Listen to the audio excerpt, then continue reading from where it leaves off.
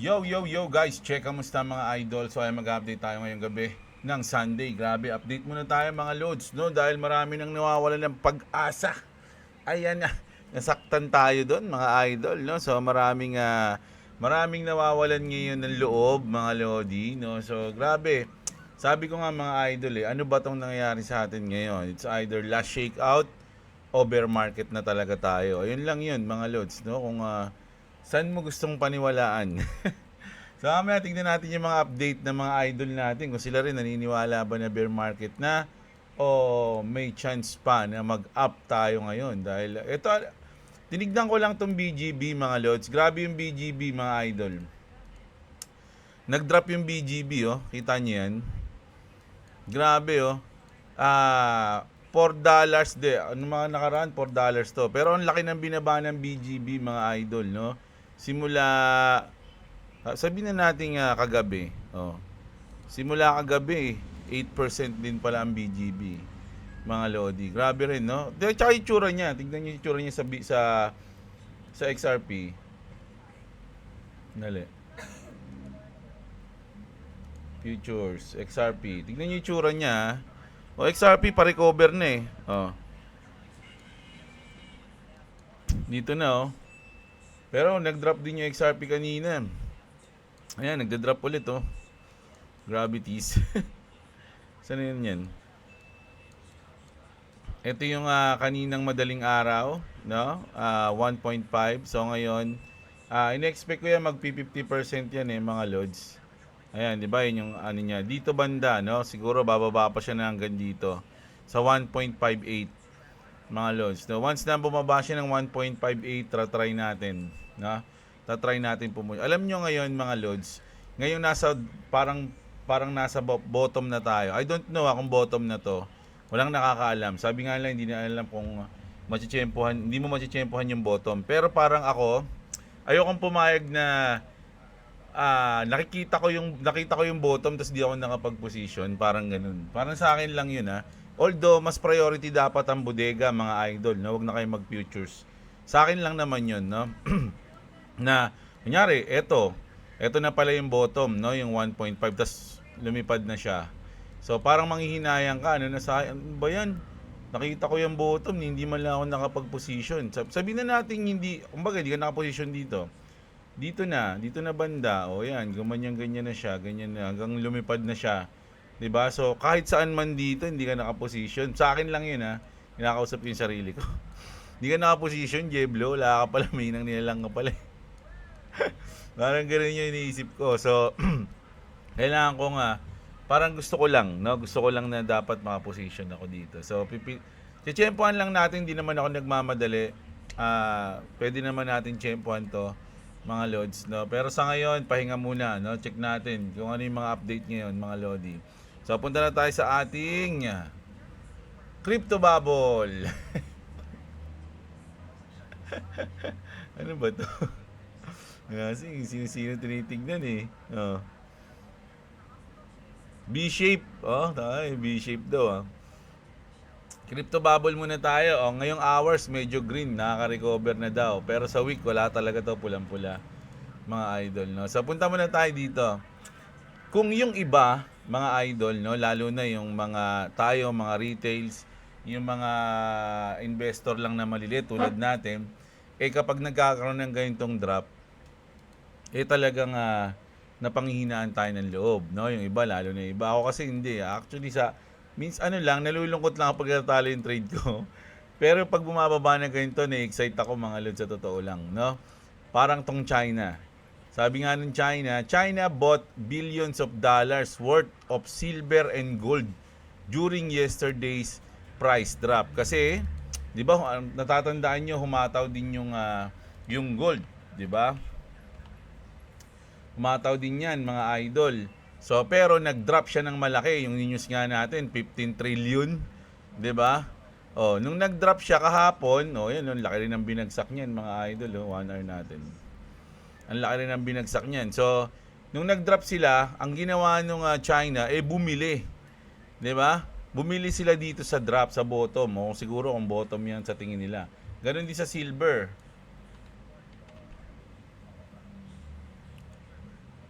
bumili sila.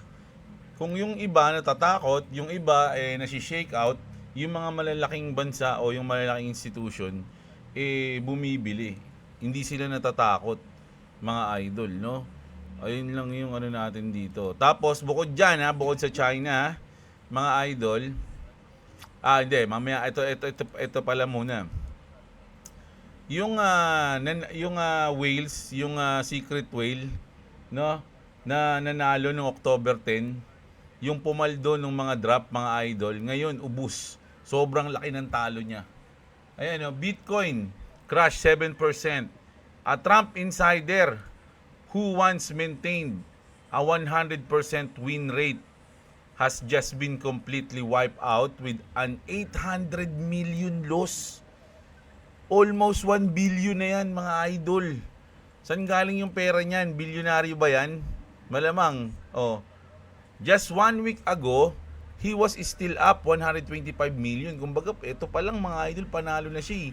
$125 million, panalo na siya last week. Just because he went all in. Nako, yun lang, mga idol, nag-all in. He lost everything in this single trade. Everyone guess who he is? Nako, baka si Baron. Hindi nyo kaya yung market, mga idol. Patay tayo dyan. 800 billion, mga 800 million, mga idol. Isang trade lang. Single trade, mga lodi. He lost everything. Oh my goodness. 'Di ba? Iyak, mga lodi. Patay tayo dyan. Si Baron kaya yan? Alam niyo, maraming problema na ngayon na na pumapasok sa Trump family, lalo na kay Melania, kasi 'di ba kakalabas ilalabas yung kanyang documentary na buhay niya, biglang nilabas yung mga nasa JE files. Andun pala siya, mga lodi. No? Kasama siya dun. So, sa tingin nyo, syempre wala yun sa documentary ng buhay niya. 'Di ba? Sa tingin nyo, kaya nga pinalabas yung documentary na yun, parang parang hangaan nyo siya, bumilib kayo sa kanya. Tapos, bilang inilabas yung files na kasama pala siya doon. Tapos ang nangyari pala, sa nabasa ko lang, hindi ko na siguro gagawa na lang ako ng isang video na dedicated doon, pero siguro marami nang gagawa ng video doon mga idol Parang wala naman ako masyadong interest na gumawa ng video ron sa JE Files, pero interesado ako sa mga kung sino yung mga nandun. Ayoko lang siyang gawa ng balita or something, baka madali yung channel natin, di ba? Ang nabasa ko doon, mga idol, si Melania talagang sa umpisa pa lang katropa niya na yung parang partner ni JE, yung babae, si Maxwell.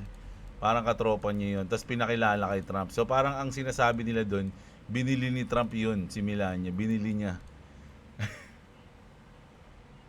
Tapos gumawa ng documentary, parang woman, parang malupit na babae, ganyan. Isa siyang dapat tularan, mga o something. Hindi ko alam kung ano yung documentary, hindi pa natin napapanood Pero dahil may mga lumabas na nga na ganyan, di wala na yun. Kung ano man yung mapapanood nila doon, parang wala rin. Parang maiisip nila na puro kasinungalingan lang yung nasa palabas na yun. 'Di ba? Ganun yung mangyayari. So, tapos natalo pa si Trump, ay si Baron.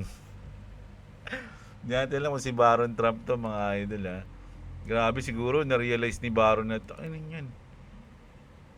Ubus ako. Daddy, ubus ako. Anong gagawin natin, Daddy? Ubus tayo dyan. $800 million tayo niya, ubus. Pero ito yung gusto natin sabihin, mga lods. Dapat pala magkatabi to si Xi Jinping tsaka itong si 589 Kasi, sabi nga natin, kung yung iba natatakot, yung iba bumibili. Sabi dito ni 589, when you've been in XRP long enough, the dips are more exciting than the pumps. Yun. Ako, mga lodi, dun ako Kumbaga medyo na-excite tayo sa dip, mga lods, no? I can't explain it, but the OGs will get it, no? So, ayan. Kasi nga, opportunities yung binibigay ng dip.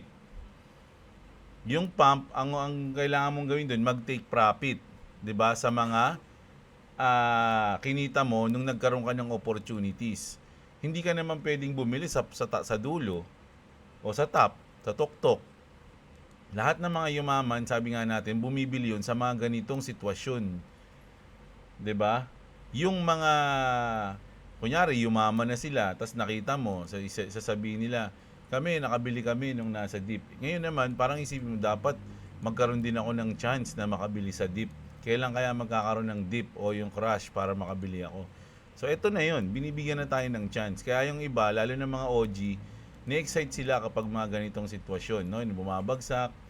Hindi ka lang ma-excite kung wala kang pambili. Tulad natin. Kaya wala kang pambili, hold ka lang kung ano meron ka. Di ba? The phoenix can't rise from the ashes if there aren't any ashes. O, di ba? Kumbaga, kung sino yung mga sunog, doon aahon, no? Yung doon aahon yung phoenix, mga lodi. Kaya kailangan talaga marami masunog. Di ba? Oh, ito pa nga mga idol isa pa to. Sabi ni Charles Hoskinson, 'di ba? Founder ng Cardano. Anong sabi niya, mga idol? Hindi niyo narinig, di ba? Kasi naka-mute. Pero sabi niya, I am gonna sell my Black Hawk, mothball the jet, sell my Lamborghinis just to go all in. 'Di ba? Mga idol, ganun yung ugali ng mga milyonaryo, ganun yung ugali ng mga gustong yumaman, di ba? Kumbaga tumutodo sila sa deep, sa baba. Hindi sila tumutodo sa habang umaangat. FOMO na yun, mga lods. Nagpapapomo ka na pagka ganun. So ngayon pa lang, tumutodo na sila. No, kumbaga binigyan sila ng chance para tumodo. O, di ba? O, sino bebenta ko ngayon? Benta ko na si Boy WhatsApp. Benta ko na si Boy WhatsApp para makapag-ipon tayo. Mga idol. Oh. Buti pa sila may ibibenta. Tayo wala eh. Pero ang pinaka-point dito, mga idol, kung kayo na panghinaan ng loob, sila na-excite. No? Oh. Sabi dito, mga idol Ripple and Stellar mint money could move without middle deciding who wins. That's exactly why XRP had to be delayed. It was attacked, buried under lawsuit. One thing the Epstein files made clear is this: Ripple and Stellar were standing on the side that threatens the real power. Of course, they are going to do everything in their power to stop it, 'di ba? Kasi mayroong lumabas na file na talagang gusto nilang pigilan yung Stellar at Ripple dahil ayun yung hadlang sa kanila, mga idol 'Di ba? Kaya pinaano nila ngayon, pinakasuhan nila ngayon, parang ganoon na yun. Ayun na yung nabubuong istorya ngayon mga lods na pinakasuhan Ito, marami nang lumalabas Sabi dito, ayan yung mga comment diyan. 'Di ba? Sabi dito, mga lodi, Epstein emails drag Gary Gensler back into Ripple spotlight. Sino ba nagkaso? Di ba si Gary Gensler? MIT ties raise new question. Resurface Epstein era emails are putting SEC Governor Chair Gary Gensler back under scrutiny as crypto connects the dots from MIT SEC to the Ripple lawsuit. Imagine, mga idol, di ba? So tama nga tayo, mga lodi.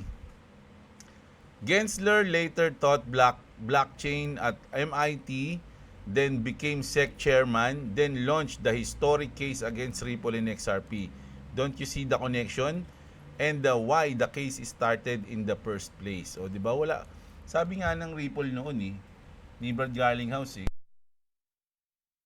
maraming pwedeng kasuhan. Kumbaga, bukod sa XRP, kung sasabihin lang na sablay yung project, sablay yung crypto, hindi kasi mas maraming, parang kung titignan mo sa iba, i-level mo, merong mas mga sablay, pero bakit sila yung kinasuhan, mga lods? Kasi nga yung technology ng Ripple at ang mangyayari sa XRP talagang makakapigil sa kanila, mga lodi. So ngayon mas malinaw na, no?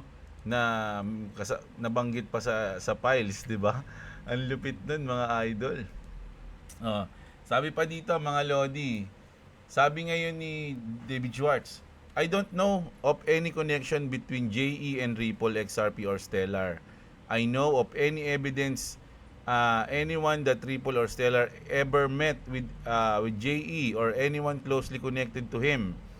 There are some indirect ties between JE and people connected to Bitcoin in various ways, but that's probably true of most very wealthy people. Kasi yung mga mayaman, mga lodi, kung ikaw kumikita ka sa gantong paraan, tapos biglang may dumating na mawawala yung kita mo, tapos mas maganda yun. Kumbaga parang hadlang siya sa business mo, parang gano'n, di ba? Gagawa ka ng paraan para pabagsakin yun, di ba? After the leak 2014 emails started making rounds, clarified the situation. Ayan. Also, Joel Katz also clarified that while JE had indirect links to people connected to Bitcoin, like many ultra-wealthy figures, ayan.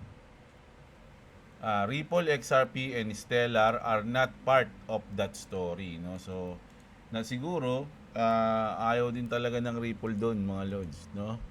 Grabe. So ngayong gabi mga idol, gusto ko lang sabihin sa inyo kaya tayo nag-update na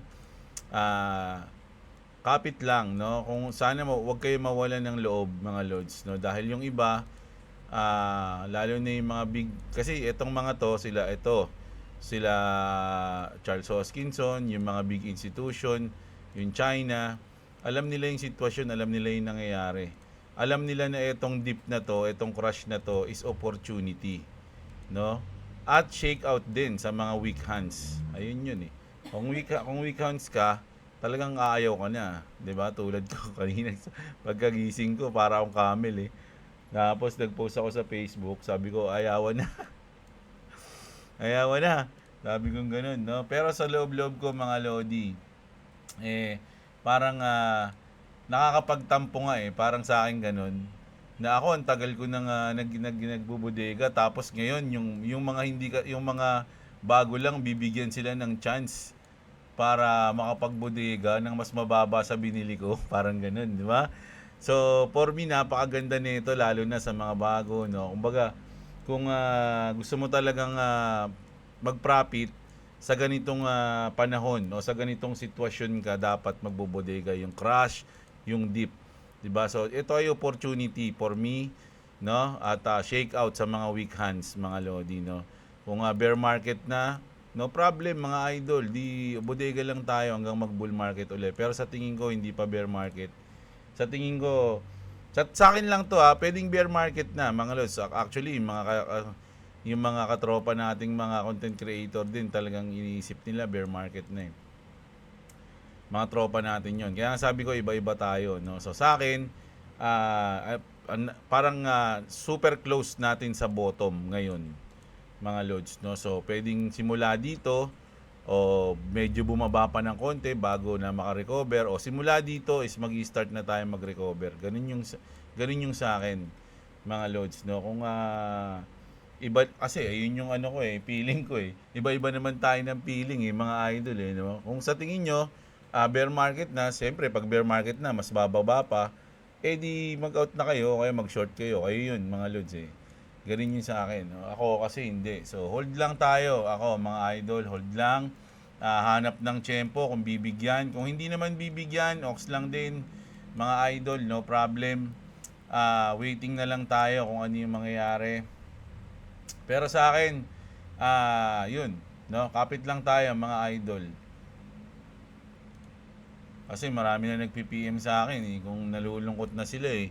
Nawawala na sila ng loob eh. So, nag-update ako ngayon. Dapat yung mag-update ngayon kasi nanonood ako Tekken World Tour eh.